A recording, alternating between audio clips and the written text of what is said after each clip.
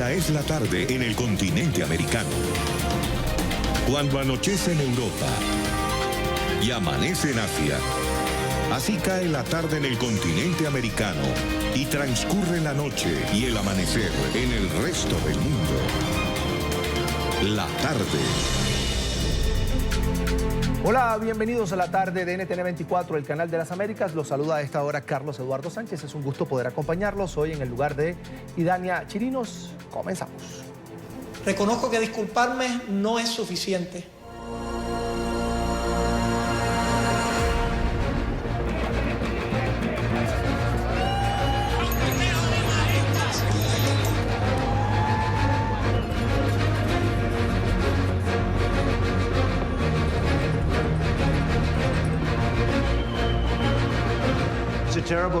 Es un gobernador terrible.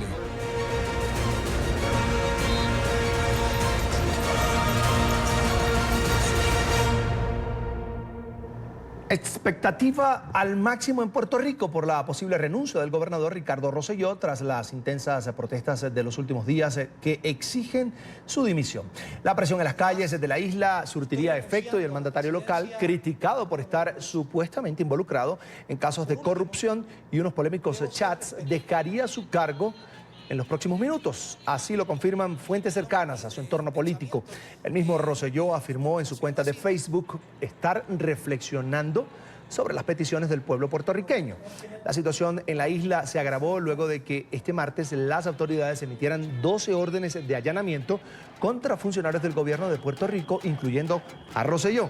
Los cateos se harán contra las 11 personas que participaron en los chats de Telegram, donde se burlaron de los afectados por el huracán María e hicieron además comentarios discriminatorios contra personalidades y artistas. A esto se sumó la renuncia del secretario de la Gobernación y director ejecutivo de la Compañía de Comercio y Exportación, quien en una carta alegó que se retiraba de su cargo porque son intolerables las amenazas a su familia. En menos de un mes, varios escándalos han puesto contra las cuerdas a la administración del gobernador Ricardo Rosselló. Todo empezó con las detenciones a exfuncionarios de su gobierno vinculados a una red de corrupción a gran escala. Luego vino la divulgación de un chat privado gubernamental en el que Rosselló hizo comentarios sexistas y homófobos contra varias figuras públicas. Un escándalo tras otro pusieron a tambalear la administración del gobernador de Puerto Rico, Ricardo Rosselló. Rosselló, quien ya venía arrastrando críticas y cuestionamientos a su gestión tras el huracán María, que mató al menos 4.645 personas y dejó en ruinas a la isla en septiembre de 2017, quedó sumido en la peor crisis institucional en la historia reciente de Puerto Rico, tras dos eventos que desataron el estallido social. El primero se registró el 10 de julio. El FBI detuvo a dos exfuncionarios de la administración de Rosselló por estar presuntamente vinculados en un esquema de corrupción a gran escala. Más de 15 millones de dólares de fondos públicos habrían sido malversados. 3 días después, comentarios sexistas, chistes misóginos, insultos y burlas en un chat privado del Ejecutivo que se filtró perjudicaron aún más la imagen del mandatario de la isla. Como este comentario, por ejemplo: nuestra gente debe salir a defender a Tom y caerle encima a esa p***. ¿La comandanta dejó de tomar sus medicamentos? ¿Es eso o es tremenda hijo de p***? Eso parece una burla cruel, patria o muerte. Rosselló se refería a la alcaldesa de San Juan, Carmen Yulín Cruz, recordada por plantarle cara al presidente Trump por la débil respuesta de Washington al huracán María. Cristian Sobrino, exdirector de la Autoridad de Asesoría Financiera y Agencia Fiscal y participante del chat, se expresó del cantante Ricky Martin de esta manera. Ricky Martin es tan machista que se f*** porque las mujeres no dan la talla, puro patriarcado. Tras estos hechos, se desataron manifestaciones masivas en exigencia de la renuncia de Rosselló y un juicio político en contra del mandatario.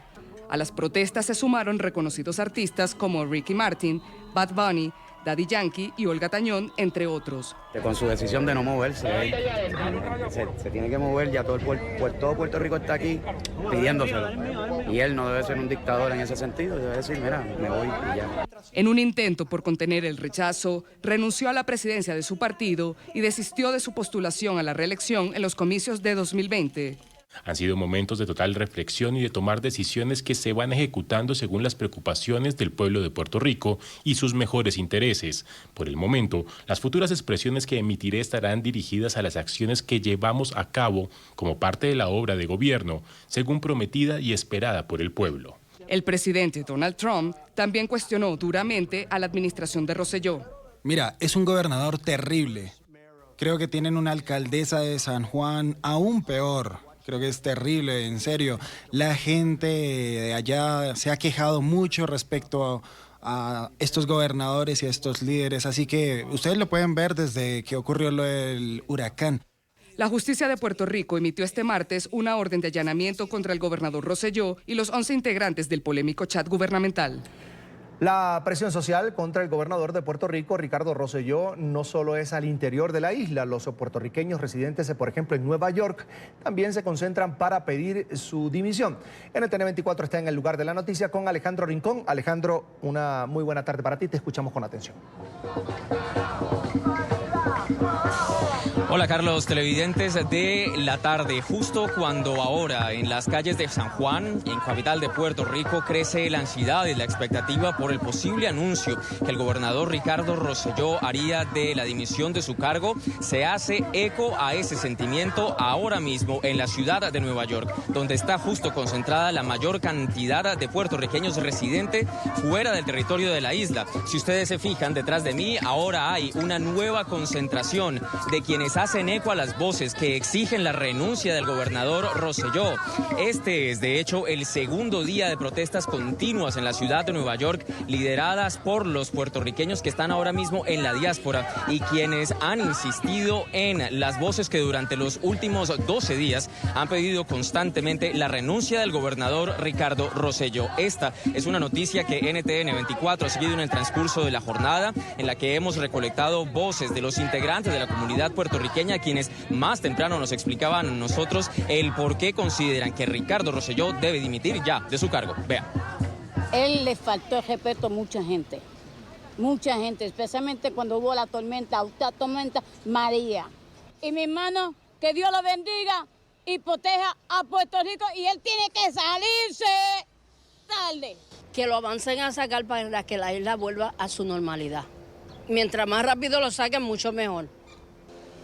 Ya él está el límite del descaro. ¿Tú me entiendes? Ya él debería decir, me tengo que ir porque ¿quién me quiere? Nadie me quiere. Yo estoy esperando esta tarde llegar a mi casa y que ellas digan, renunció, se fue. Y todos los puertorriqueños aquí en Puerto Rico somos todos unidos y él debe pensar que tiene que irse ya. Puerto Rico está bien malo, ¿ok? La violencia está bien malo, ¿ok? Alguien le puede golpear o hasta matar a alguien en su familia para que él se salga. Está supuesto salir a hablar a la gente, a los que están haciendo demostraciones allá en San Juan, allá en la Fortaleza. Está supuesto salir y hablar. Los ojos del mundo y la atención de la comunidad internacional empieza a centrarse ahora mismo sobre el Palacio de Fortaleza, la sede de gobierno de Puerto Rico, en donde se espera que en cualquier minuto tenga el anuncio del gobernador Ricardo Rosselló sobre si va a dejar su cargo o no. Entre tanto, justo como ustedes lo pueden ver alrededor de mí, continúa creciendo la ansiedad de la comunidad puertorriqueña, quienes están atentos a el anuncio que se haría próximamente. Estaremos, por supuesto, atentos a seguir a conocer las reacciones de los puertorriqueños en el momento en el que la noticia suceda. Continúen ustedes con más en la tarde. Alejandro, gracias por ese reporte desde la Gran Manzana. Y para hablar sobre este tema nos acompaña Miriam Ramírez de Ferrer, ex senadora del Partido Nuevo Progresista de Puerto Rico, además líder republicana. Ahí está en pantalla. Señora Ramírez, una muy buena tarde. Bienvenida a NTN 24. Sí, un placer estar con ustedes. Muy contenta de que me hayan llamado. Es un gusto. Señora Ramírez, si la renuncia de Ricardo Rosselló es cuestión de minutos, le pregunto a usted, ¿por qué cree que el gobernador se ha mantenido aferrado al poder hasta estos últimos minutos, quizás horas, tomando en cuenta que la calle se ha calentado tanto, que cada vez son más puertorriqueños los que le piden su renuncia y que piden además que después que renuncie pueda pagar por presuntos delitos cometidos? ¿Cuál es su balance de lo que ha sido esta movilización social en Puerto Rico? Ya nosotros hace bastantes horas, yo creo que desde anoche, ya él había notificado no oficialmente de que va a renunciar. Lo que sucede es que esto es un procedimiento que tiene que dejar una continuidad. La persona que por constitución va después del gobernador, si él falta, vendría siendo el secretario de Estado. El secretario de Estado ya hace como una semana que se fue, que renunció. Quiere decir que la posición está vacante. Si él renuncia inmediatamente, quedaría en manos de otras personas nombrar quizás o buscar la forma de nombrar un secretario de Estado, porque la persona que tiene el derecho a nombrar un secretario de Estado es el gobernador. Luego, cuando han ido a buscar el secretario de Estado, no existe tal secretario de Estado ahora mismo. Entonces, buscando en la sucesión, llegan a la Secretaría de Justicia, que parece que no goza del favor de los presidentes de Cámara y Senado. Mientras estamos hablando, ahora mismo hay negociaciones y están discutiendo a ver qué procedimiento van a llevar para colocar una persona en Secretaría de Estado que sea en coordinación con el gobernador, que es el que todavía retiene la autoridad hasta que firme. En el momento que él firma, la persona que está sentada allí se convierte en el gobernador de Puerto Rico, por lo menos interino. No sé si luego tendrá que correr o alguna cosa, pero entiendo yo que se queda como gobernador, como si fuera un vicepresidente. Y eso pues no está todavía resuelto. Parece ser que hay un poco de, en política siempre ocurre que a lo mejor a uno le interesa y entonces piensan, estamos a ley de 1 año para las elecciones, sí, y piensan que se puede quedar ahí, después no se sale y quieren a otro. Eso es lo que está haciendo que la tardanza, pero ya él ha dicho que se va a ir, que se va a renunciar, y tengo entendido que ya sacó todas sus cosas de la fortaleza. De acuerdo con la ley en Puerto Rico, en ningún momento el Parlamento, el Congreso asume el poder si el gobernador renuncia. Bueno, aparentemente pudiera ser que sí, si él se hubiera muerto hubieran tenido que hacerlo. Aquí lo que ha habido es que yo no sé, yo personalmente me pregunto si el dejar la posición de secretario de Estado abierto hace una semana, antes de que empezara todo esto, fue con el propósito de darle oportunidad al gobernador de nombrar una persona y que no lo pudieran sacar de momento en lo que él decidía que era lo que iba a hacer. Yo pienso que podría ser eso, ¿no? Pero la realidad es que esto se va a resolver, pero de momento está así. Ahora, la legislatura, la Cámara, que es donde empieza el proceso, ellos cogieron ya una serie de abogados y expertos que miraran a ver si dentro de las cosas que él había hecho había justificación para hacer un residenciamiento, que eso es una alternativa que no requiere de una renuncia. Eso es que el Parlamento, como dicen ustedes, la misma legislatura lo quita por fallas o delitos. Y les reportaron como 5 delitos que son casi todos cogidos del chat ese de internet que hicieron él con sus ayudantes, donde son 800 páginas y donde mencionan a casi todas las personas conocidas en la isla, particularmente en la política, donde se habla despectivamente de los muertos de la tormenta María, del huracán, se habla despectivamente de mujeres, de periodistas. O sea, ya casi todas las personas conocidas en Puerto Rico en algún momento se han llevado a ese chat donde estaban los ayudantes principales de la fortaleza, el gabinete del gobierno. Y eso ha sido tan ofensivo a cada sector y a las personas que se han mencionado, que yo creo que eso, unido al hecho de que todo el mundo entiende que el dinero que ha llegado para ayudar a los damnificados y el dinero federal para la reconstrucción ha sido ya públicamente explicado, que ha ido a parar a unos contratistas que eran amigos del gobernador, lo que sea, y que ese dinero en realidad no ha llegado donde tiene que llegar. Y eso ya es un caso que ya llevan arrestados como 10 personas que estaban ejerciendo funciones de directores de agencias y ya están arrestados por el FBI, y se habla de que han llegado hasta un contingente de más gente de Estados Unidos que vienen a esos propósitos. Señora Miriam, una vez que se dé ese escenario, el gobernador Ricardo Rosselló fuera del cargo ya, oficializada su renuncia, ya no es necesario un juicio político. ¿Deberá el gobernador responder ante la justicia ordinaria por las cosas que se le acusan? Exacto, esa es la situación que yo me imagino que lo tiene a él. Él es hijo de un gobernador y de una familia muy conocida, muy prominente. Yo los conozco, esa familia, hace muchos años. Y presumo yo que primero que tiene que estar en shock de ver lo que está ocurriendo, porque eso no se había visto nunca en Puerto Rico. Y segundo, pues no debe tener ahora mismo ni siquiera la mente para poder decidir qué es lo que más le conviene. Él primero se aferró a la fortaleza y estaba solo allí, solo en la fortaleza. Luego después se fue a la casa de sus padres, su esposa y sus hijos estaban por Europa, se vinieron, y entiendo yo que está en casa de sus padres, y han habido rumores hasta de que se va para la República Dominicana, pero yo presumo que se irá a la casa de sus padres en Virginia, en Washington, y tratará de allí de recomponer su vida. Pero la realidad es que si hay unos delitos de negligencia fiscal, entra no solamente la ley local de Puerto Rico, estatal, sino que también podría entrar la ley federal, que es mucho más dura y más estricta. Ahora, hablemos de lo que puede ser calificado, catalogado como un triunfo de la sociedad puertorriqueña, del pueblo puertorriqueño, la presión que ejerció el pueblo durante días de protestas exigiendo la renuncia del gobernador. Si se da la renuncia, obviamente es un triunfo del pueblo puertorriqueño.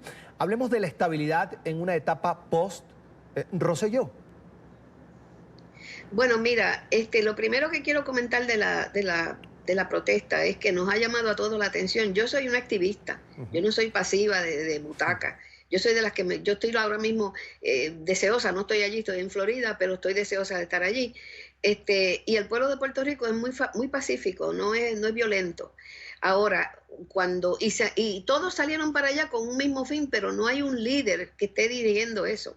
O sea, nadie les dice, vayan allí, hagan esto, siéntense aquí, hablen, esto es lo que van a decir, lleven este cartelón. Ahí no se organizó nada, la gente cogió sus zapatos y su cartera y salió para allá y allí se han metido. Ahora, vemos, por ejemplo, muchas banderas de Puerto Rico, es lógico, las entregan los grupos que quieren tirar algún mensaje en particular político nuestro, como que no hay bandera americana, pero eso no es cierto. Allí la mayoría de la gente no están pensando en bandera americana, bandera de Puerto Rico, etcétera, sino que hay algunos grupos que ven esa fuerza tan grande, tan masiva de seres humanos, que tratan de llevar su mensaje a ver si pueden colarse dentro de los medios. Lo mismo sucede que agradecemos muchísimo la visita de los artistas. Nos encanta que venga Olga Tañón, que venga Daddy Yankee, que venga toda esta gente. Me molestó a mí en particular un poco cuando en algún momento oí que uno de ellos cogió crédito de que hubieran aparecido tanta gente, porque esa gente estaban allí ya. O sea, pero le perdonamos todas estas cosas porque yo no veo, hay mucha gente que está muy asustada en la isla. Piensan que esto puede ser el comienzo de unas revoluciones y unas cosas, comparando con algunos países que hemos visto recientemente, pero no, este es el comienzo de nosotros soltar las cadenas de colonización, buscar nuestra entrada, sea en la nación americana o como sea, para tener derechos propios, de votar por el presidente, de escoger nuestro futuro. Y el pueblo ya está informado, las redes sociales han ayudado muchísimo. Porque antes muchas cosas que se sabían no salían al público y la prensa en muchas ocasiones comprometida con los dueños de la prensa, etcétera, que es una lástima, pero ahora los sistemas sociales, el Twitter, el Facebook, todo eso ha permitido que la gente con nombres que no son sueltan todo para afuera y ahora tenemos un pueblo muy informado y un pueblo que sabe lo que está haciendo. Señora, y lo han logrado. Una duda, usted dice que hay mucho miedo en la isla. ¿Miedo a qué? ¿A un tema ideológico en medio de una protesta social?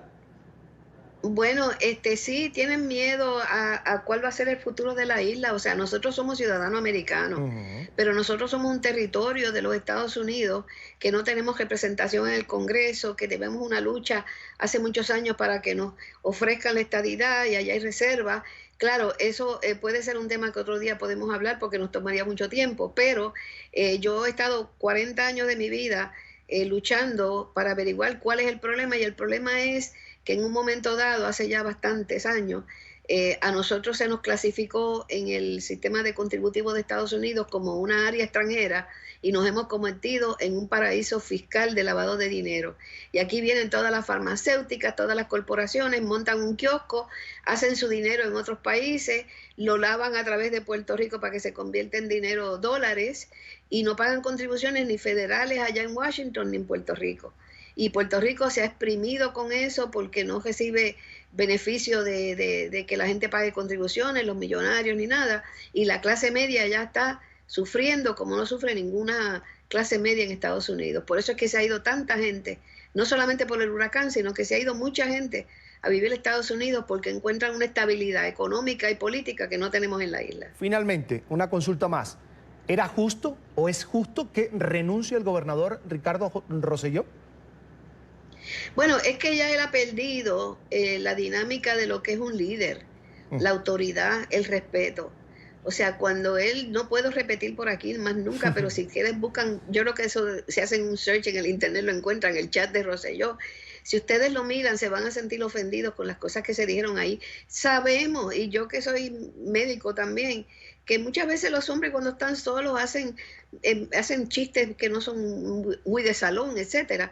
Pero en esta ocasión este chat es entre el gabinete del gobernador, la gente que están haciendo las decisiones por el pueblo de Puerto Rico, y se mencionan, y él está allí en el chat comentando y diciendo, y se mencionan nombres de personas conocidas. A mí no me trataron muy mal, pero me mencionaron también, pero a otras personas han sido, a periodistas y eso, la ofensa que siente el pueblo de que se burlara del pueblo, un pueblo que está tan y tan sufrido y que él ha puesto la confianza en él para que a nosotros nos ayude a salir del hoyo, pues ya él no puede ser gobernador, él tiene que irse porque ya la gente ya no es gobernador. Ya, el gobernador lo que hace es que recibe el poder del pueblo y se lo quitaron, ellos no quieren que él sea quien tome las decisiones más. Ahora el problema es quién lo va a sustituir, porque a ley de un año de las elecciones hay muchos que ya están haciendo embocadura, ya están saboreando la posibilidad de ser gobernador, y coger esa silla ahora, si es una persona que tenga aspiraciones, no la va a soltar, va a hacer empezar su campaña desde ahí mismo.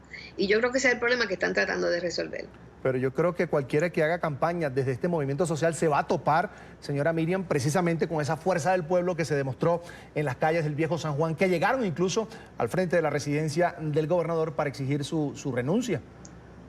Y están esta noche allá de nuevo, ¿sabes? Sí. Que eso, y oye, y con niños pequeños. Tú sabes, a veces yo quisiera que aquellos de ustedes que ven esas manifestaciones, y que algunas veces pues algunas personas tiran botellas de agua, le dan a los policías, les tiran gases lacrimógenos, es más bien como para mantener están súper en deficiencia los 10 policías o 20 policías contra quizás 1 millón de personas. Deben estar muy asustados y muy preocupados, y tienen que de cuando en cuando buscar les dicen que se echen para atrás, no les hacen caso.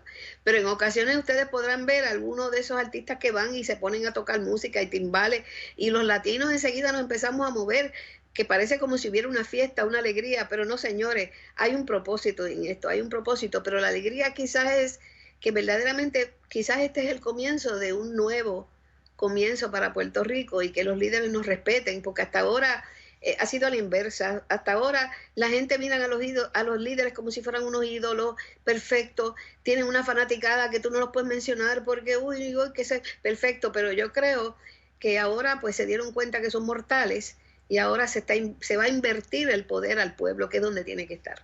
Vamos a agradecer a Miriam Ramírez de Ferrer, ex senadora del Partido Nuevo Progresista de Puerto Rico, además líder republicana, por haber compartido con nosotros estos minutos aquí en la tarde de NTN 24. Fue un gusto. Para mí ha sido un gusto estar con ustedes y muchísimas gracias. Hasta la próxima. Son las 5:27 minutos en la costa este de los Estados Unidos. A esta hora revisamos otros temas que hacen parte de la agenda informativa. Es noticia una jornada de disturbios en Paraguay. En enfrentamientos con la policía culminó una manifestación de taxistas en Asunción.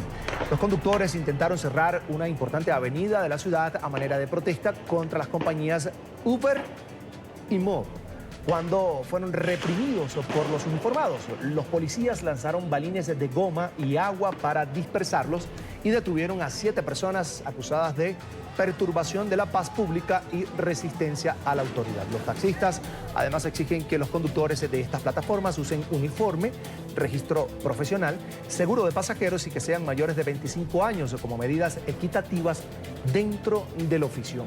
Durante la jornada se reportaron 12 personas heridas. También es noticia la fiscal general de Venezuela en el exilio, Luisa Ortega Díaz, quien se reunió hoy en Ginebra con la alta comisionada para los derechos humanos de la ONU, Michelle Bachelet. Ortega presentó nuevos casos relacionados con la violación sistemática de derechos humanos por parte del régimen de Nicolás Maduro y dijo que espera que contribuyan al informe que la alta comisionada presentó hace una semana sobre la crítica situación en la nación suramericana. La fiscal agregó que el informe de Bachelet tendrá un alto impacto en el examen preliminar que adelanta la Corte Penal Internacional contra el madurismo y sus funcionarios. Reunida en Ginebra con la alta comisionada Michelle Bachelet, presentándole varios casos relacionados con la sistemática violación de derechos humanos en Venezuela. Estoy segura que su informe tendrá alto impacto en el examen preliminar que viene desarrollando la Corte Penal Internacional. Y es noticia España, que vive días de intensas negociaciones políticas. El presidente en funciones de Pedro Sánchez deberá someterse este jueves en el Congreso a una segunda votación que podría ratificarlo en el cargo. Para ello, Sánchez debe conseguir el apoyo del partido Unidas Podemos, que exige ocupar ministerios relevantes. Este es un informe de Marcelo Moncayo, nuestro periodista desde Madrid. Hola, ¿qué tal? Saludos para ustedes en la tarde, amigos televidentes. Faltan menos de 24 horas para que el presidente del gobierno, Pedro Sánchez, se someta a una segunda votación de investidura aquí en el Congreso de los Diputados. Este martes no consiguió la mayoría absoluta y mañana jueves necesita más votos positivos que negativos para ser ratificado en el cargo.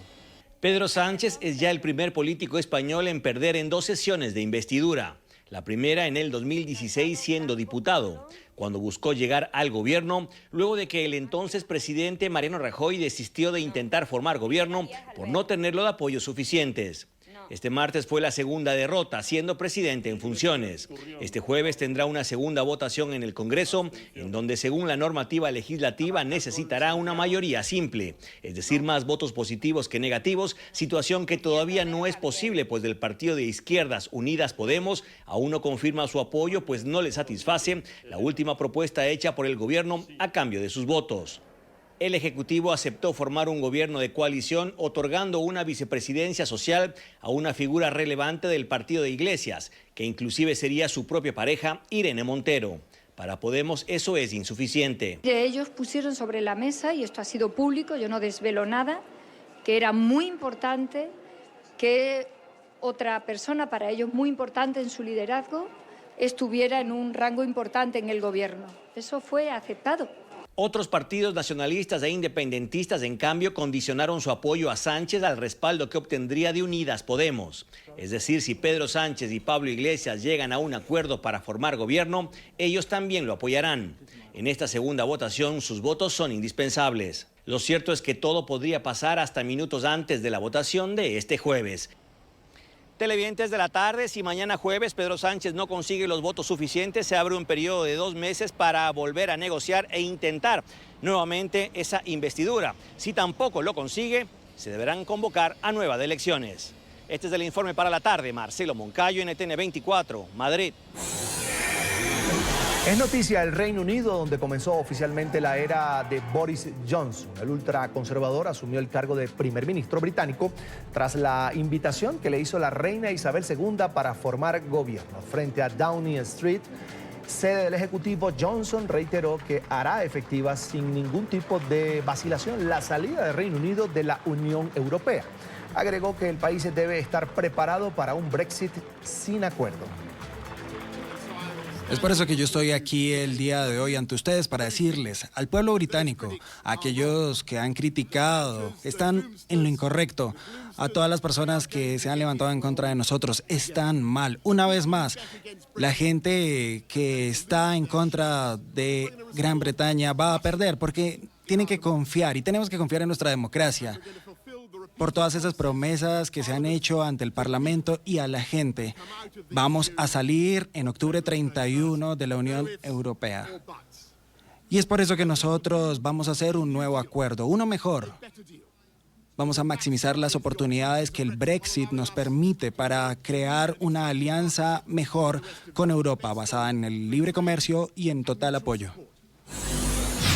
Minutos antes, Theresa May había salido por última vez de la residencia oficial. La hasta hoy primera ministra se reunió con la reina Isabel II, a la que, según el protocolo, debía informarle de su dimisión. En su último discurso como premier, la conservadora deseó éxitos a su sucesor, especialmente en lograr llevar a buen puerto el Brexit. May continuará como diputada por el circuito de Maidenhead. La prioridad inmediata es completar nuestra salida de la Unión Europea de una manera que funcione para todo el Reino Unido. Con éxito en esta tarea puede llegar un nuevo comienzo para nuestro país, un renovamiento nacional que puede llevarnos más allá al futuro que el pueblo británico merece. Estoy a punto de irme de Downing Street, pero estoy alegre de continuar como miembro del Parlamento. Continuaré haciendo todo lo que pueda para servir al interés nacional y jugar mi papel en hacer nuestro Reino Unido un gran país con un gran futuro, un país que realmente funcione para todo el mundo. Nos acompaña César Jiménez, analista internacional, además experto en diplomacia pública. Allí lo ve en pantalla. Bienvenido a NTN 24. Buenas noches para usted. Muchas gracias, Carlos. En su primer discurso, ya como primer ministro frente a la residencia oficial, Johnson prometió un nuevo y mejor acuerdo del Brexit y aseguró además que el Reino Unido va a dejar la Unión Europea el próximo 31 de octubre, que es la fecha límite, con estas palabras: sin peros que valgan. ¿Esto es lo que realmente quiere la mayoría de los británicos? No, definitivamente no.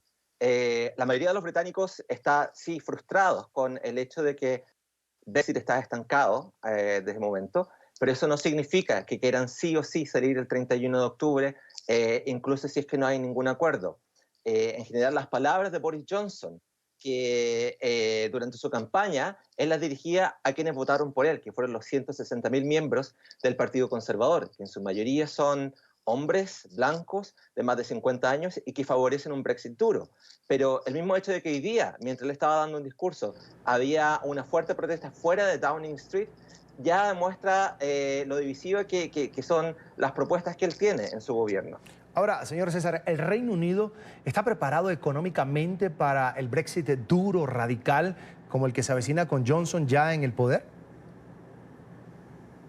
Definitivamente no. La libra está cada vez más débil, se está acercando a una paridad con el euro y se especula que incluso podría llegar a la paridad con el dólar, pero junto con la debilidad económica del Reino Unido está también problemas logísticos. En algún momento, cuando se pensó que el Reino Unido iba a salir en marzo de la Unión Europea, sí existía una serie de operaciones de emergencia que fueron desmanteladas. En este momento hay apenas 99 días que no son suficientes para pasar ni las legislaciones ni para contratar el personal necesario para tener al Reino Unido preparado en la eventualidad de que no se llegue a un acuerdo. Sí. Ahora, en el plano político, ¿cuáles son los riesgos de un Brexit duro?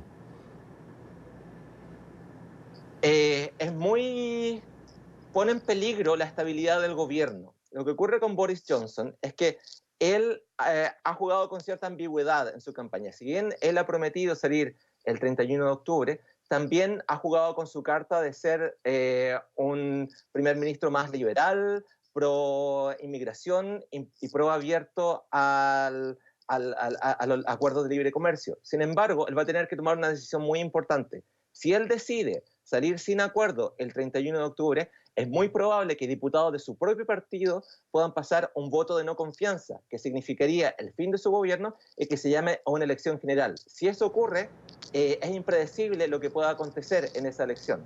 Cuando Boris Johnson asegura que dará ahora sí al país el liderazgo que se merece, ¿a qué cree usted que se refiere el nuevo premier? Esas son palabras que van dirigidas como una crítica a la administración anterior de Theresa May, que terminó viéndose como una administración muy débil, una administración donde en verdad el objetivo principal, que era que Brexit se produjera, no ocurrió.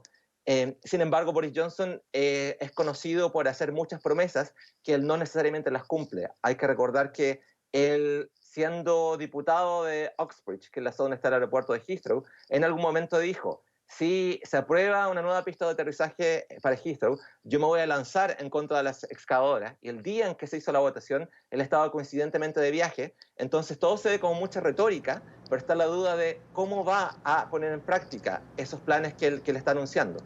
Bien, hablemos también del legado de Theresa May. Comencemos por los logros. Es difícil enfocarse en logros, porque quizás hubo un par de legislaciones muy específicas a nivel doméstico que ella quiso pasar. Ella en un momento dijo que quería ser la primera ministra de los conservadores compasionados que protegían a los sectores más vulnerables de la sociedad. Sin embargo, la agenda política terminó siendo completamente dominada por Brexit. Entonces, finalmente, ella no pudo imponer una agenda, ella no pudo imponer un estilo, y es difícil hablar de logros específicos, porque al final todo quedó entintado por el hecho de que ella no consiguió que el Parlamento aprobara el acuerdo que ella había conseguido con la Unión Europea. Finalmente, además, por supuesto, de que no se logró el Brexit, ¿qué quedó en el tintero en la era May? Bueno, hay muchos que dicen que ella contribuyó a fomentar un sentimiento independentista en Escocia, en parte por el hecho de que ella tomó muy poco en cuenta al gobierno devuelto de Escocia. Hizo lo mismo con Gales, y el hecho también que la administración en Irlanda del Norte sigue siendo gobernada desde Londres. Eso fue porque conflicto que hizo que el gobierno se suspendiera. Entonces, enfatizó el hecho de que los poderes actualmente estén concentrados en Londres. Entonces, se ha dicho que ella escuchó poco, y el hecho de que escuchó poco a las otras voces contribuyó a su caída como primera ministra. Bien, quiero agradecer a César Jiménez, analista internacional, además experto en diplomacia pública, por estos minutos para la tarde de NTN 24. Tenga usted una muy buena noche. Muchísimas gracias. Hasta la próxima. Llegamos así a la primera pausa aquí en la tarde. Recuerden seguirnos en nuestras cuentas de Twitter. Allí están apareciendo en pantalla, @NTN24, @NTN24BE, con información focalizada en Venezuela. Al volver, las comparecencias del fiscal especial para la trama rusa, Robert Mueller, ante 2 comisiones del Congreso de los Estados Unidos. Quédese con nosotros. Ya regresamos.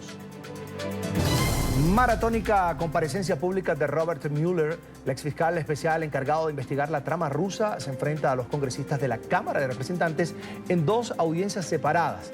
En la primera, que tuvo lugar esta mañana, Mueller recibió una oleada de preguntas de legisladores demócratas sobre la posible obstrucción a la justicia por parte del presidente Donald Trump. Durante su testimonio dejó claro que no exoneró al jefe de Estado tras concluir su trabajo, su investigación. Desde su llegada a la sede del Congreso en la capital de Estados Unidos, la audiencia captó la atención de todo el país. Tras casi 2 años de investigaciones, Robert Mueller inició su comparecencia ante el Comité Judicial de la Cámara de Representantes de forma contundente. Como dije el 29 de mayo, el informe es mi testimonio y me mantendré dentro de ese contexto. Durante la sesión, los legisladores cuestionaron insistentemente el informe. El momento más significativo de la jornada tuvo lugar cuando Mueller afirmó que el presidente no está exonerado de enfrentar a la justicia por el presunto delito de obstrucción. Así, Donald Trump podría ser procesado una vez finalice su mandato, en caso de ser hallado culpable. Director Mueller, el presidente ha afirmado repetidamente que su informe encontró que no hubo obstrucciones y que lo exoneró por completo, pero eso no es lo que dijo su informe, ¿verdad? Correcto. Eso no es lo que dice el informe. Por lo tanto, el informe no concluye que no haya cometido obstrucción a la justicia. ¿Es eso correcto? Es correcto. ¿Y qué hay de la exoneración total? ¿Realmente exoneró totalmente al presidente? No. A partir de esa intervención, marcadas por las escuetas respuestas del exfiscal especial, las preguntas de los legisladores giraron en torno a ratificar el presunto delito de obstrucción a la justicia cometido durante las pesquisas por Trump. Sin embargo, en más de 30 ocasiones, Mueller pidió a los legisladores remitirse a su informe. No voy a hablar al respecto. La audiencia de la Comisión Judicial de la Cámara Baja abordó el volumen 2 del informe Mueller sobre la presunta obstrucción a la justicia por parte del presidente. Por su parte, el Comité de Inteligencia realiza preguntas sobre la interferencia rusa en las elecciones de 2016, detalladas en el volumen 1 del documento. Y el presidente de Estados Unidos, Donald Trump, amaneció molesto por la audiencia este miércoles del fiscal especial Robert Mueller, quien investigó la injerencia rusa en las elecciones del 2016. El mandatario calificó a Mueller de altamente conflictivo y se preguntó por qué él y los demócratas no investigaron a la ex candidata presidencial Hillary Clinton por el escándalo de sus correos electrónicos. Nunca se acordó que Robert Mueller pudiera usar a uno de sus muchos abogados demócratas para que se sentara a su lado y le ayudara con sus respuestas. Esto no fue acordado específicamente y nunca lo hubiera hecho. La mayor cacería de brujas en la historia de los Estados Unidos, así que los demócratas y otros pueden fabricar ilegalmente un crimen, tratar de culpar a un presidente muy inocente, y cuando él lucha contra ese ataque ilegal y traicionero a nuestro país, lo llaman obstrucción. Incorrecto. ¿Por qué Robert Mueller no investigó a los investigadores? No hubo conspiración, no hubo obstrucción. Y esta tarde se realizó la segunda audiencia de Mueller en el Congreso.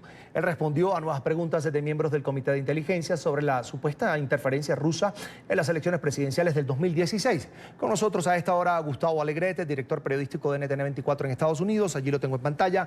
Gustavo, buena tarde. Gracias, Carlos Eduardo. Muy buenas tardes. Bien, Gustavo, quería preguntarte por esta segunda audiencia ya con el Comité de Inteligencia de Mueller. ¿Qué ha trascendido sobre esta nueva comparecencia del exfiscal? Mira, son dos sesiones maratónicas. Podríamos decir que hoy ha sido un día de drama nacional, de análisis político, en el que Robert Mueller, como veíamos, ha sido objeto de una batería de preguntas insistentes en las que él se ha mantenido firme en el contenido del informe. Sobre esta audiencia en el Comité de Inteligencia, lo que ha trascendido, lo que sabemos y que hemos podido ver, es que Mueller insiste en que la injerencia rusa es algo real y no una farsa, como insiste la Casa Blanca en su retórica en contra del trabajo que realizó. Así lo dejó de manifiesto en ese informe de 448 páginas. Pero es que Mueller ha recordado que esa injerencia rusa se mantiene vigente y es una amenaza para las elecciones del 2020. Y ha añadido, no solo Rusia, otros países han desarrollado esas capacidades que Rusia utilizó en el 2016 y que podrían ser utilizadas en las elecciones del 2020. Por lo tanto, hace un llamado a los legisladores y también a la administración y a la sociedad estadounidense en general, y la pone en alerta sobre esa amenaza de injerencia que ya sabemos el resultado que tuvo y que ha quedado constatada y de la cual todo el mundo, parece ser que excepto el presidente, reconoce. Otra cosa es lo que el informe deja de manifiesto, que es en lo que el presidente insiste últimamente y hoy también ha quedado patente. Y es que no hay pruebas que demuestren que hubo coordinación del equipo de Trump durante esa campaña con Rusia. Ese es otro tema y ese sí queda claro que el equipo de Trump no hay evidencia para poder afirmar esa supuesta coordinación, a pesar de que tenemos comentarios o correos electrónicos en los que, por ejemplo, el hijo de Donald Trump asegura que estaría encantado, dijo textualmente, de reunirse con alguien del entorno ruso que le ofrecería información que perjudicaría a Hillary Clinton. Pero no hubo, de acuerdo a Robert Mueller, esa coordinación como tal de la campaña con el entorno. Y el titular también lo dabas tú, Carlos Eduardo, y es que a Robert Mueller le ha quedado hoy muy claro, y a Donald Trump también, a pesar de que insista en lo contrario, que el informe no le exonera del delito de obstrucción a la justicia. Bien, vamos a agradecer a nuestro director periodístico de NTN 24 en Estados Unidos, Gustavo Alegret, por este análisis que hace de lo que ha sido esta comparecencia del fiscal especial Robert Mueller hoy ante el Congreso. Gustavo, hasta la próxima. Una buena tarde. Gracias a vosotros, muy buenas tardes. Hasta la próxima. Y a esta hora nos acompaña Ernesto Sagaz, es profesor titular de la Universidad Estatal de Colorado y además analista político. Bienvenido, buena tarde. Muchas gracias, buenas tardes. Es un gusto. Mueller hoy dejó en claro que no exoneró al jefe de Estado tras concluir su investigación. Esto sobre la trama rusa, pero por el particular punto de presunta obstrucción a la justicia mientras se desarrollaba la investigación. Esta duda, le pregunto, ¿pudiera traerle cola en lo político al presidente Donald Trump? Sí, por supuesto. Y este era el objeto de esta audiencia, esta comparecencia pública. Esto fue orquestado, obviamente, por los demócratas, que ahora tienen mayoría en la Cámara. Una cosa es la publicación de un informe voluminoso que pocos americanos han de leer, el cual está redactado. Y otra cosa es traer a este fiscal especial ante las cámaras. Hoy en las noticias de la tarde y de la noche, lo que va a ver el pueblo norteamericano es un hombre bastante conocido por primera vez para muchos de ellos hablando ante las cámaras. Muchas personas ni siquiera han escuchado hablar a Robert Mueller. Él actuó bastante callado, con bastante confidencialidad, y ahora por primera vez entonces está ante las cámaras diciendo lo que ya en verdad se sabía y ya estaba reportado en el informe. Pero una cosa muy diferente es ponerle un rostro humano a estos supuestos delitos. Ahora, pero también queda claro, de alguna manera, el presidente Donald Trump resulta favorecido porque Mueller también ratifica que se apega al informe. El informe dice que en cuanto al tema de la asociación de su campaña con los rusos para interferir en las elecciones, está claro, el presidente está exonerado y lo dijo nuevamente por Twitter, hizo alarde de esta situación. Sí, este es el giro político que le da la campaña de Trump y el Partido Republicano, es que el presidente en verdad no se asoció con los rusos, el presidente no cometió ningún tipo de traición a la patria, ni siquiera coordinó con los rusos. Quizás lo triste desde el punto de vista político es que la campaña de Trump no eran unos profesionales, no eran unos agentes 007 tipo James Bond, sencillamente fueron unos tontos útiles que fueron utilizados por los rusos y que la información le cayó en las manos y en ningún momento se le ocurrió que esto podía ser ilegal, y se le ocurrió que era ilegal en las altas directrices de la campaña. Nadie le puso mucha atención a esto, y una vez que fueron investigados, entonces trataron de taparlo, y ahí vino el verdadero delito, que fue obstruir la justicia. Ahora, queda un año para las elecciones presidenciales en Estados Unidos. Hay elecciones en el 2020. El presidente Donald Trump lanzó su campaña ya por la reelección. Hay más de 20 candidatos o precandidatos por el Partido Demócrata. Yo quería preguntarle, el Partido Demócrata que domina la Cámara Baja, ¿qué viene ahora para ellos? ¿Tienen algo por hacer que pueda de alguna manera afectar, tocar políticamente al presidente Donald Trump? Sí, y lo están haciendo. O sea, el objeto de esta comparecencia pública, de estas vistas ante la Cámara, no fue en verdad sacar nada nuevo, no fue en verdad condenar a Trump, sino sencillamente poner más evidencia, poner ante las cámaras, recordarle al pueblo americano que este es un presidente que no solo coordinó, trató de coordinar, o fueron unos tontos útiles utilizados por los rusos y todavía lo niegan, sino que también obstruyó la justicia. Y es recordarle al pueblo de que este presidente, aunque ahora mismo no está siendo encausado, cometió actos criminales. Y es una manera entonces de empañar la imagen del presidente con miras a la campaña de 2020. Por supuesto, desde el lado republicano, lo que tratan es de desestimar todo esto, decir que es más de lo mismo y que el presidente en verdad no ha hecho nada. Es un golpe de opinión pública, pero por la vía de procedimientos legislativos no le queda ningún camino, en este caso a los demócratas. No, sencillamente no tienen los votos. Es poco probable que siquiera en la Cámara Baja tengan los votos. Nancy Pelosi, que es la portavoz de la mayoría en la Cámara Baja, ha sido muy clara diciendo que no van a hacer un juicio de residencia hacia Trump. Esto le daría más municiones al presidente. Sería una campaña que giraría sobre no como lo que él ha hecho, dejado de hacer como presidente, sino todos visto desde el lente del juicio de residencia. Sencillamente la campaña va a ser acumular más y más evidencia contra Trump y dejar que el público americano, los votantes, sean los que decidan si merece ser presidente por 4 años más o no. Es decir, están intentando afectar la moral del mandatario. ¿Eso es suficiente? Históricamente en Estados Unidos esto podría, el golpe de opinión, cambiar la decisión de un elector, de un votante. Sobre todo los independientes. O sea, hay un grupo de personas muy cercanas a Trump en ciertos estados. Estamos hablando mayormente, demográficamente, estamos hablando de blancos, mayormente hombres, sin educación universitaria. Este es un grupo que siempre ha apoyado a Trump, lo sigue apoyando, lo apoyó todavía en las elecciones de término medio de 2018. Pero con ese grupo Trump no puede ganar las elecciones. Todavía Trump necesita independientes que, como en el 2016, querían un cambio, no les gustaba lo que veían en cuanto a los demócratas, a Hillary, y decidieron darle una oportunidad a Trump. Y entonces, en verdad, estos ataques, el traer a Robert Mueller ante las cámaras está diseñado para convencer a estos votantes independientes, estos votantes que pueden cambiar de opinión, que quizás votaron por los demócratas en años anteriores, fueron votantes de Obama, pero no les gustaba Hillary. Quizás entonces estas personas se convencen de que sencillamente no ha sido buen presidente y con esta nueva evidencia no merece un segundo mandato.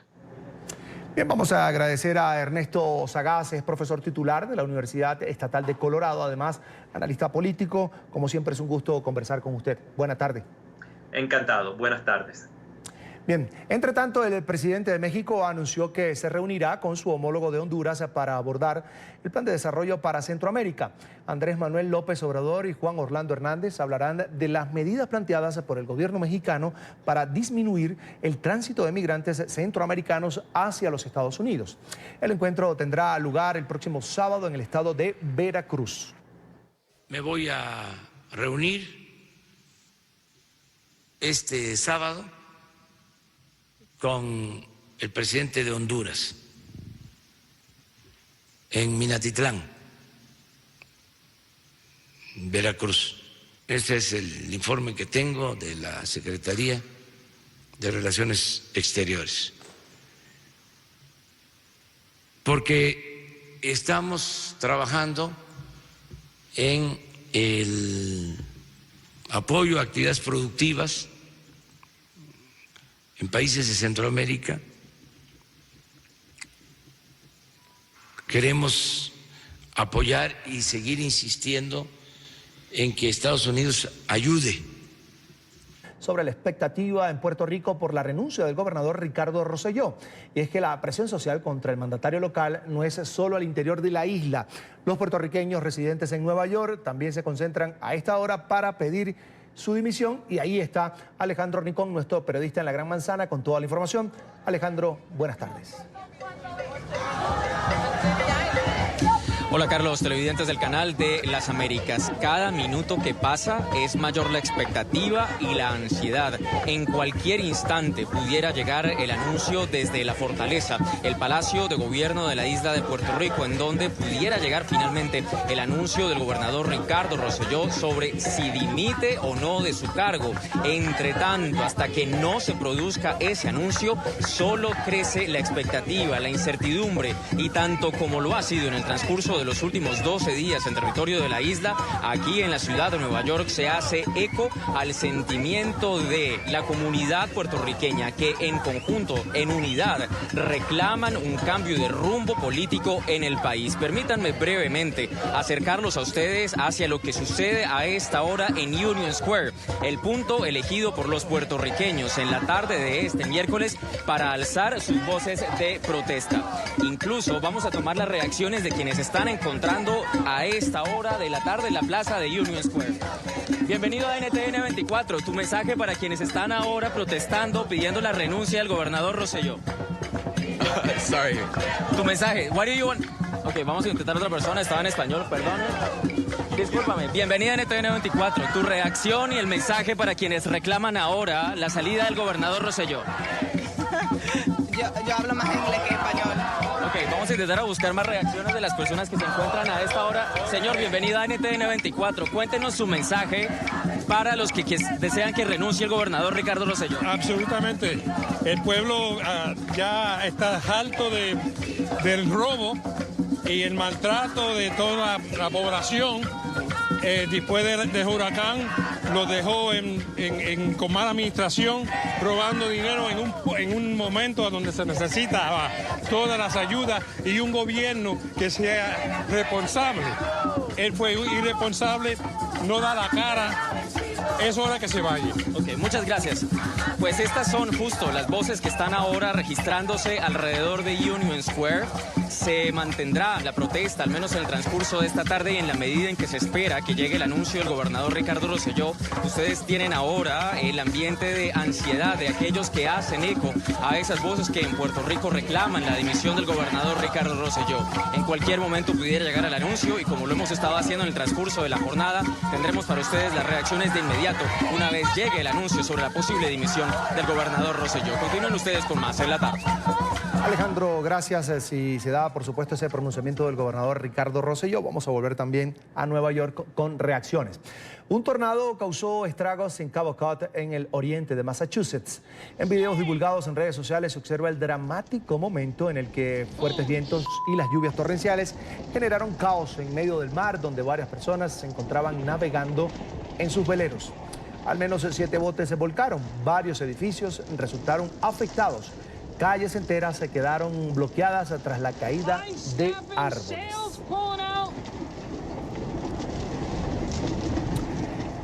Tiempo de una nueva pausa para comerciales aquí en la tarde de NTN 24 y al regreso sigue sin restablecerse por completo el servicio eléctrico en Venezuela. Esto y más en minutos aquí en la tarde. Ya estamos de vuelta con más de la tarde por NTN 24. El servicio de electricidad aún no se restablece por completo en varias zonas de Caracas y otros estados de Venezuela que se vieron afectados por el masivo apagón del pasado lunes. El metro de la capital venezolana sigue sin funcionar.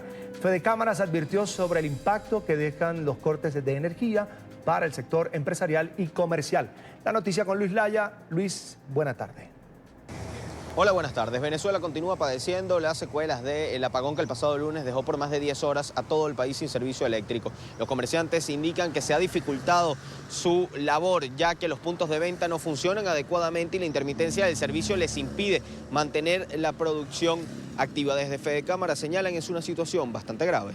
Es un cóctel que viene con muchos componentes negativos. Una cosa no es peor que la otra, sencillamente van de la mano y hacen inviable un mejor sistema productivo. El apagón que el pasado lunes vivió Venezuela, incluso hoy miércoles, es un problema grave para la economía nacional. Fede Cámara señala que estas contingencias impiden que las empresas y los comerciantes desarrollen sus labores ante la incertidumbre de lo que puede ocurrir. Esto lo que hace es paralizar y genera el problema de no tener la certidumbre para poder entonces programar, estructurar y visualizar cuál es la estrategia de cada empresa. Sin duda alguna, no solo es un problema la falta de electricidad, los apagones, sino también la falta de información cierta, veraz, con datos técnicos que entonces nos permita entonces programar el sistema productivo. Esto es, estamos de manera aleatoria en medio de esta crisis de servicios públicos. Además, la actividad comercial se ve directamente impactada por la caída de las plataformas de comunicaciones, las cuales impiden que haya flujo de ventas. Incluso los comerciantes han tenido que recurrir al trueque para no detener sus operaciones ante la falta de puntos de venta. Para cancelar. Y no solamente yo, por ejemplo, queso, cómprame una queso, yo no fumo, entonces no, cómprame una caja de cigarro ahí tal, para que la carrera cuente, porque no disponen, o sea, y alguna vez de paso que bueno, por ejemplo, con el problema de la electricidad, la plataforma de los puntos se ha caído. También los ciudadanos se han visto afectados en materia de transporte. El metro de Caracas, principal forma de movilización en la capital de Venezuela, no ha iniciado operaciones por la inestabilidad del servicio eléctrico. Ayer me tocó caminar como 2 horas, desde Chacao con el ingeniero. Y bueno, ahorita todo está solo, pero igual sin el metro es muy difícil trasladarse. Lo que he vivido yo es puro caminando, ¿qué voy a hacer? Ahorita ya vivo ahí caminando para Petare, pero me siento como cansado ya de tanto caminar. Muchos otros ciudadanos denuncian que el costo del pasaje del transporte superficial se ha incrementado durante estos días de apagón. Un pasaje normalmente cuesta 500 bolívares y está siendo pagado hasta en 4.000. Bueno, me han cobrado, sí, primero el efectivo, que hay que pagar el pasaje, ¿no? Otro es pagar un autobús, no sé cómo son los pasajes acá, pero me han quitado hasta 4.000, 3.000 en otro. No sé en verdad cómo son los pasajes, los pago y ni modo, ¿no? La idea es moverse.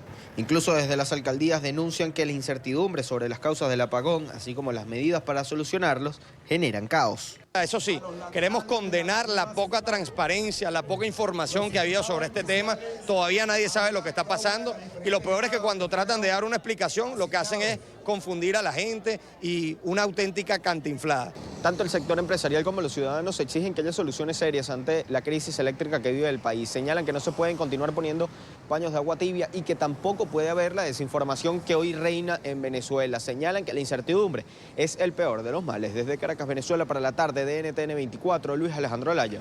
Luis, 48 horas después del gran apagón en Venezuela, Nicolás Maduro habló de la falla en el servicio de energía, aunque el régimen ya había justificado la situación en un supuesto ataque electromagnético. Maduro anunció que en las próximas horas se presentará un informe detallado sobre lo ocurrido con el sistema eléctrico nacional. Sufrimos un ataque electromagnético de alta factura. Toda la investigación y el diagnóstico del tipo de ataque, cómo, dónde, bueno, se lo presentaré a los venezolanos seguramente en las próximas horas. Es el imperialismo norteamericano, desesperado por sus derrotas en Venezuela. A otros temas, la Cámara de Representantes de Estados Unidos rechazó el proyecto de ley de estatus de protección temporal para venezolanos que llegaron a la Unión Americana. La iniciativa necesitaba que 2/3 de la Cámara Baja le dieran su aprobación y aunque todos los demócratas se votaron a favor, no fue suficiente. En Miami, Paola Serna tiene las reacciones. Paola, buena tarde. Hola, ¿qué tal? Muy buenas tardes. Pues bien, hicieron falta tan solo 14 votos para haber logrado conseguir los 282 necesarios para la aprobación del TPS, el estatus de protección temporal. Se exigía que 2/3 de la Cámara de Representantes votaran favorablemente, sin embargo, no fue posible. Este estatus de protección temporal da la posibilidad a miles de venezolanos que viven aquí en Estados Unidos no solo de estar de manera legal en el país, sino también de obtener un permiso de trabajo. Por supuesto, hay reacciones ante esta negativa y también críticas a los congresistas republicanos que votaron en contra de esta posibilidad. Estuvimos apenas a muy pocos votos de pasar la HR 549 TPS para Venezuela el día de hoy. Estamos profundamente molestos por la apatía mostrada hacia los venezolanos que luchan. Permanecemos firmes en esta lucha y seguiremos presionando para otra votación esta semana. Maduro está asesinando a los venezolanos. No podemos enviar a miles de regreso. Esto es un obstáculo republicano, pero los demócratas no vamos a parar hasta que aprobemos TPS para los venezolanos, huyendo el narcorrégimen brutal de Maduro. Alrededor de 418.000 venezolanos pudieran beneficiarse de la posibilidad de obtener un estatus de protección temporal. 100.000 de ellos, se calcula, están de forma indocumentada en los Estados Unidos. Por su parte, los congresistas demócratas han asegurado que continuarán batallando hasta lograr que sea aprobada una medida que dé estos beneficios a los venezolanos en el país. La información desde Miami, soy Paola Serna para NTN 24. Vamos a agradecer a nuestra periodista en la Florida, Paola Serna, quien ha tenido las reacciones a este proyecto de ley que se ha hundido prácticamente en el Congreso de los Estados Unidos, justamente en la Cámara Baja. Hay que recordar que era un proyecto bipartidista que buscaba otorgarle a esta comunidad de venezolanos que residen, por supuesto, en los Estados Unidos, este estatus de protección temporal. Era una solución que estaba siendo manejada por republicanos y demócratas, pero que no obtuvo los votos necesarios en la Cámara Baja. Sobre este tema quiero hablar con Gustavo Marcano, es el ministro consejero de Venezuela en Estados Unidos. Señor Marcano, allí lo ve en pantalla. Buena tarde, bienvenido a NTN 24. Muy buenas tardes, saludos para todos. Era un proyecto bipartidista y sin embargo se hundió en la Cámara Baja. ¿Ahora qué? Se preguntan miles de venezolanos que estaban esperando por esta alternativa legal en los Estados Unidos, sobre todo los que residen en la Florida.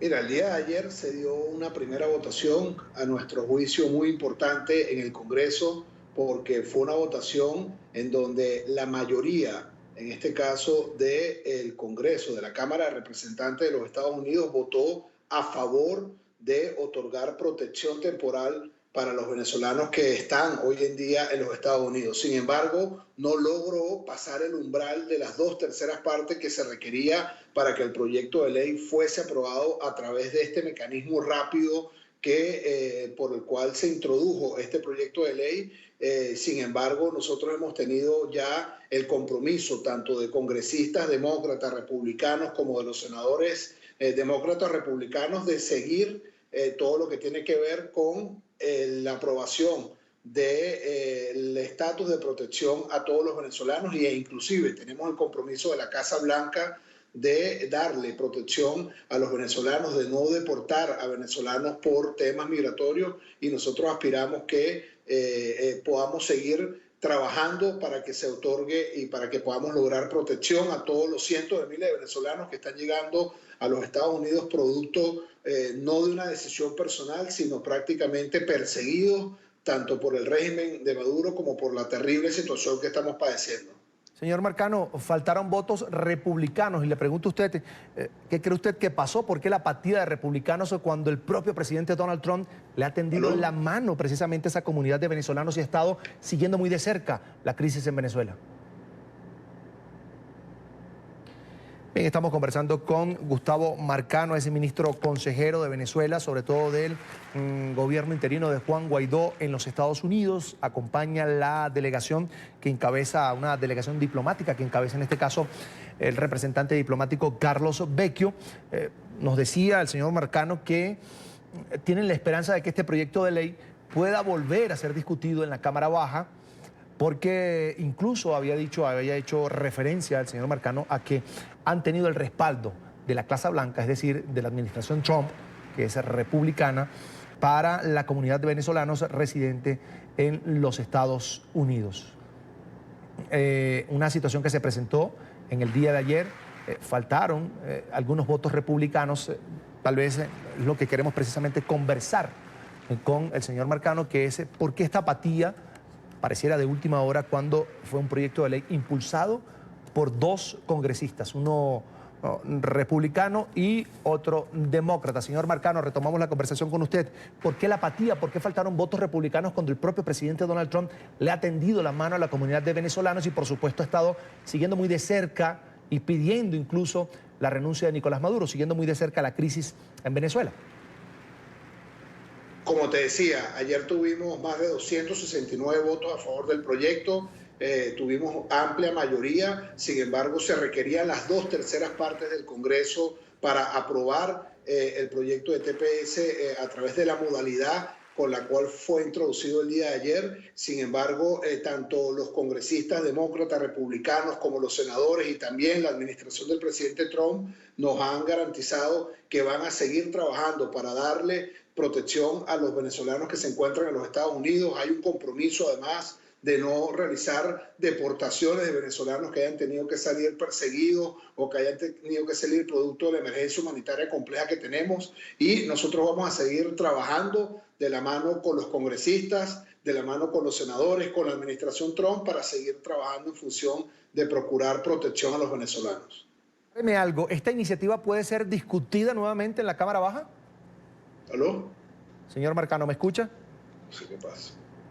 Bien, estamos conversando con Gustavo Marcano, es ministro consejero de la delegación del gobierno interino de Venezuela de Juan Guaidó en los Estados Unidos, precisamente sobre esta situación, un estatus de protección temporal que había propuesto en este caso el congresista Díaz Valar por la Florida, congresista republicano, de la mano de un congresista también de la Florida, demócrata, para de alguna manera proteger a estos venezolanos. Algunos tienen el permiso legal para estar en los Estados Unidos, pero otros, una buena parte de esta comunidad de venezolanos residentes en Estados Unidos no tiene el estatus legal para poder permanecer allí, sobre todo el permiso de trabajo, que es lo que más piden los venezolanos. Señor Marcano, con esta protección que otorgaría vía ley, se otorgaría a través del Congreso de los Estados Unidos. Sí, lo más importante es la permanencia legal, la protección del estatus migratorio de cada uno de los venezolanos y, por supuesto, la posibilidad de trabajar libremente en este país de manera legal. Esta es la principal petición que tenemos los venezolanos que estamos acá y, por supuesto, que nosotros vamos a continuar trabajando con el compromiso que hemos obtenido tanto de la administración del presidente Trump como de senadoras demócratas, republicanos, de las congresistas demócratas y republicanos que han venido impulsando este proyecto de ley. De hecho, se espera que en las próximas semanas se pueda incorporar nuevamente esta discusión y ya la misma Casa Blanca ha dicho que trabajará para otorgar protección a los venezolanos, para evitar deportaciones de venezolanos que se encuentran en los Estados Unidos producto de la emergencia humanitaria o de la persecución de la narcodictadura que tenemos en el país. Y nosotros vamos a seguir velando por los derechos y, por supuesto, por todo lo que tiene que ver con el bienestar de nuestros venezolanos que se encuentran en Estados Unidos. Bien, vamos a agradecer a Gustavo Marcano, soy ministro consejero de Venezuela en Estados Unidos, por estos minutos para la tarde de NTN 24. Será hasta la próxima. Un gran abrazo. Hasta luego. Saludos para todos. Igualmente. Pausa en la tarde. Ya regresamos por ahora. Los invito a que se suscriban a nuestro canal en YouTube. NTN 24, allí podrán encontrar todo el contenido multimedia, nuestras entrevistas, reportajes y la señal en vivo. Recuerden conectarse www.youtube.com facebook.com/NTN24. A la pausa, ya regresamos. Polémica en Colombia. La Jurisdicción Especial para la Paz autorizó la salida del país a 2 integrantes del partido político FARC. La JEP aprobó el viaje a Venezuela de los exguerrilleros Rodrigo Granda y Carlos Antonio Lozada, quienes fueron invitados por el régimen de Nicolás Maduro al foro de Sao Paulo, que se llevará a cabo precisamente en Caracas, la capital venezolana. Tendrán permiso de estar allí en territorio venezolano desde el 24 hasta el 29 de julio. El tribunal negó el permiso a otros 5 desmovilizados. Una vez cumplido el plazo, los exjefes de las FARC deberán presentarse ante la justicia transicional. A esta hora nos acompaña desde Bogotá Eduard Rodríguez, es congresista colombiano por el Partido Centro Democrático. Allí lo ve en pantalla. Bienvenido. Buena tarde. Muy buenas tardes. Un saludo especial a todos los televidentes de la tarde y bueno, muy complacido estar en NTN 24 en este programa. Congresista, desde el partido de gobierno en Colombia, ¿cómo reaccionan ustedes a este permiso que otorgó la Justicia Especial para la Paz a 2 exguerrilleros para que vayan al foro de Sao Paulo, que es un evento de izquierda, es un evento donde va a estar, además, es patrocinado por el régimen de Nicolás Maduro, que se ha declarado de alguna manera en lo político enemigo del gobierno de Colombia? ¿Qué tienen que decir ustedes?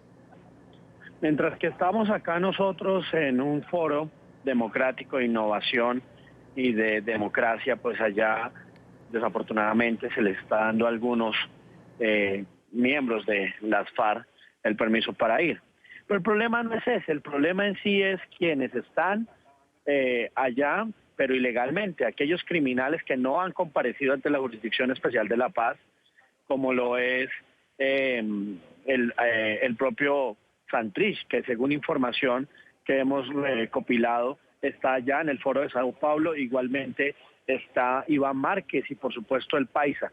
Es lamentable que en estos escenarios de izquierda, aquellos que no le han cumplido a la paz, que no le han cumplido a Colombia, que se escabullen de la justicia, pues estén dando línea doctrinaria en este foro de Sao Paulo. ¿Esto qué quiere decir, congresista? ¿Que de alguna manera el partido político FARC tiene ascendencia en la Justicia Especial para la Paz? No, yo creo que los permisos se les pueden dar.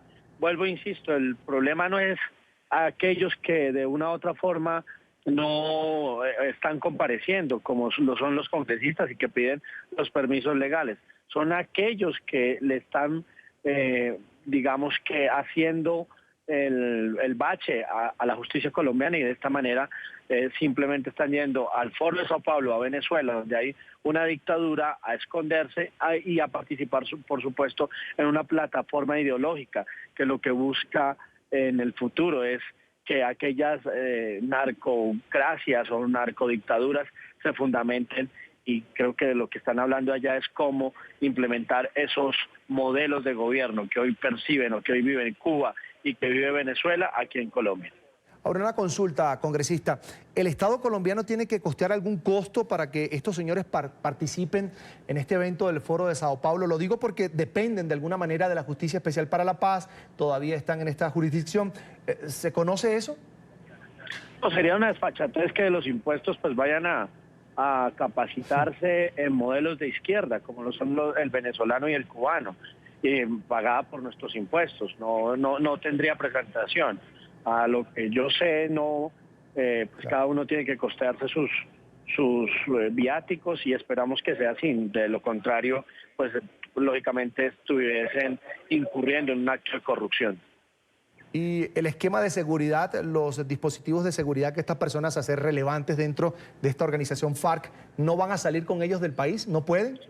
No creería que salieran del país. Nosotros no, cuando salimos del país no tenemos esquemas de seguridad y por supuesto no veo ninguna, ¿cómo se diría eso? Ninguna violación o algún peligro donde claramente estaban siendo protegidos los criminales de Santrich, de El Paisa y por supuesto de Iván Márquez. Usted lo dice, muchos sectores de Colombia aseguran que Jesús Santrich, que está de alguna manera haciendo vida en territorio venezolano, protegido además por el régimen de Nicolás Maduro. Y quería preguntarle, ¿qué podemos esperar de un foro de Sao Paulo patrocinado por el régimen de Nicolás Maduro, que de alguna manera vive en una eterna lucha y disputa con el gobierno de Colombia? Pues yo creo que lo que Gustavo Petro ha venido representando en Colombia es lo que está dándose en discusión en el foro de Sao Paulo. Unas narcodictaduras donde no se respeta la democracia, donde no se respeta la Constitución ni la ley, donde no se respeta los valores democráticos y, por supuesto, donde la justicia es cooptada, pero además la violencia y el crimen aumenta, acabando con el sector privado, pues es lo que ha venido imperando tanto en Cuba como en Venezuela, de tal manera que yo creo que lo que están planeando es cómo esa visión de empobrecer los países la pueden expandir a Latinoamérica, y de seguro aquí estamos los demócratas para poder detener esa expansión que quieren estas organizaciones o estos grupos de izquierda. Congresista, quiero una opinión suya más y tiene que ver con un reciente pronunciamiento, una reciente declaración del líder de Venezuela, del régimen de Venezuela, Nicolás Maduro. Y tiene que ver con que van a iniciar ejercicios militares en los próximos días en la frontera, supuestamente para proteger a la gente de toda la delincuencia y los ataques que vendrían del lado colombiano. Y hace un llamado además, Nicolás Maduro, a que militares colombianos se sumen a estos ejercicios militares. Usted como congresista colombiano, ¿qué responde? Yo no sé si eso fue lo que el pajarito le dijo, pero de todas maneras creo que este narcodictador cada vez está más salido de sus cabales. Nosotros nos preocupa que, por supuesto, esté tratando de enviar mensajes erróneos, pero ante todo aquí tenemos una democracia sólida, donde el respeto institucional se da y donde nuestros militares tienen plena lealtad al presidente Iván Duque y a la democracia de Colombia, que somos todos los ciudadanos. Eso no tiene discusión, de tal manera que lo único que vemos es que este señor está desesperado en Venezuela y esperamos que los propios militares le den ese golpe de Estado para que vuelva la democracia y de esta manera se restablezca todas las instituciones democráticas, de tal manera que lo único que hace Nicolás Maduro es escuchar un pajarito, ir a mirar cómo ofende y pues algunos medios de comunicación le paran bolas, pero nosotros sabemos muy bien que Pedro que ladra no muerde. Eduard Rodríguez, el congresista colombiano por el Partido Centro Democrático, quiero agradecer que haya compartido con nosotros estos minutos aquí en NTN 24. Congresista, será hasta la próxima. Buena tarde. Muy buena tarde, un saludo y bueno, nosotros acá seguiremos fortaleciendo las democracias en Latinoamérica, mientras que en Venezuela seguirán decayendo en la pobreza y en la miseria, acabando con las libertades democráticas de esos ciudadanos.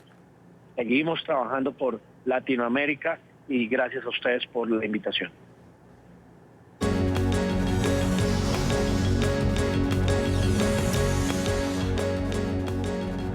Noticia en desarrollo. Hace minutos el secretario de Asuntos Públicos de la Presidencia de Puerto Rico, Anthony Maceira, se presentó ante los medios de comunicación instalados en La Fortaleza, que es la sede de gobierno de la isla. Una vez más, tal y como lo hizo esta mañana, reiteró que el gobernador Ricardo Rosselló no ha renunciado. Aseguró que sí se espera una alocución del mandatario local, pero no precisó la hora ni confirmó si presentará oficialmente su dimisión. Vamos nuevamente a la pausa. Aquí vamos a escuchar esta declaración que se dio hace minutos. Sé que han esperado, sé que son momentos históricos, sé que son momentos complicados que ninguno de nosotros hemos vivido anteriormente.